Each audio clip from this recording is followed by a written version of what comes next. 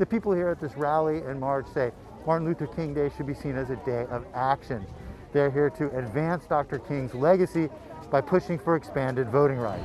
What is tragic is that we find ourselves embroiled in trying once again to permanently get voting rights straight.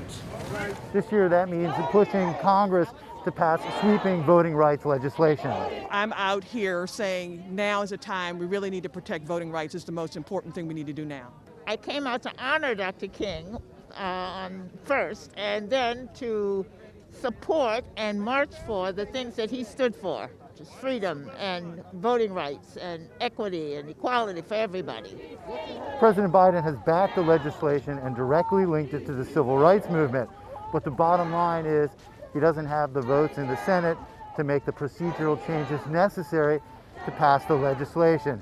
That's frustrating many of the people here at this march and activists around the country. Are you surprised that all these decades later after Dr. King's death that this particular issue, voting rights, is still something that has to be fought for and marched for? Absolutely. Absolutely. Back when I marched in all the marches back then, I mean, it never occurred to me that we'd be here. It's tragic. Many of the people that we've spoken to here say no matter what happens with this package of legislation, they will keep marching, keep fighting these fights as a way to honor the legacy of Dr. Martin Luther King Jr. Jim Spellman, CGTN, Washington.